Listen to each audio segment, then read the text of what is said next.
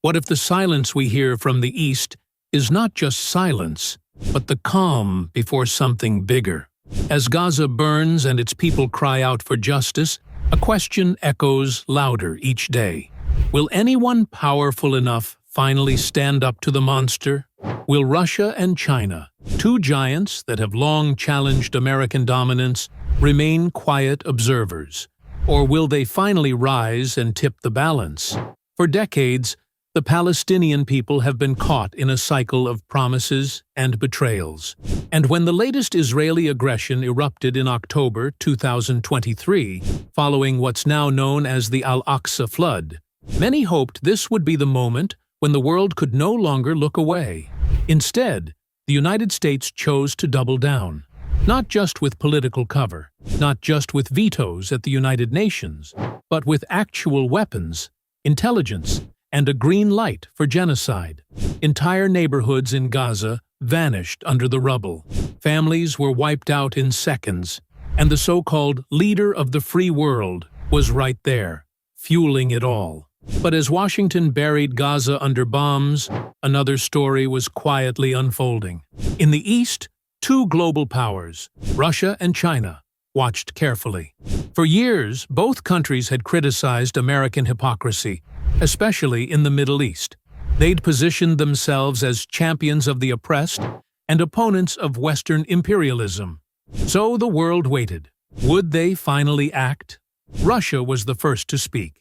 Its foreign minister called Israel's assault a violation of international law, and President Vladimir Putin went even further, comparing Israel's siege of Gaza to the Nazi siege of Leningrad. The message was bold, unapologetic, and rare in a world that bows down to Tel Aviv. Then came the symbolic move. Russia hosted senior leaders of the resistance. Unlike the West, which rushed to condemn them, Russia kept its doors open, insisting that dialogue with all sides was necessary to stop the bloodshed. But that was where it stopped. No bold peace plan, no real challenge to the massacre, just words. China, on the other hand, remained vague.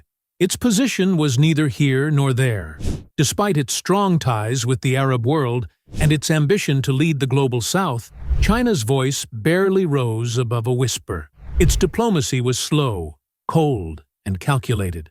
No fire, no moral outrage, no pressure on Israel to stop. For a country that claims to care about the oppressed, China seemed more interested in maintaining trade deals than defending human lives. And yet, the world still watches them. Because in this deadly silence lies a dangerous truth. The only thing worse than an enemy who attacks is a friend who watches and does nothing. The people of Gaza are not asking for charity. They are asking for justice. If Russia and China want to lead a new global order, if they truly oppose American tyranny, then this is their test. This is their moment.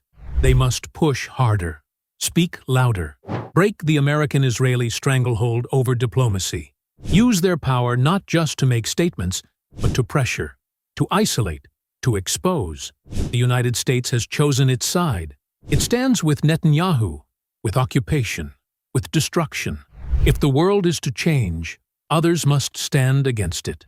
Not with empty speeches, but with real action, sanctions, boycotts, alliances that don't depend on Western approval. The blood of Gaza is not just on the hands that pulled the trigger.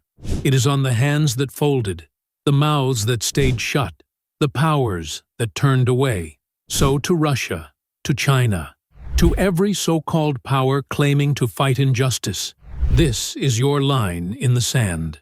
Will you stand with the oppressed, or will history remember you as silent shadows who watched genocide unfold and said nothing?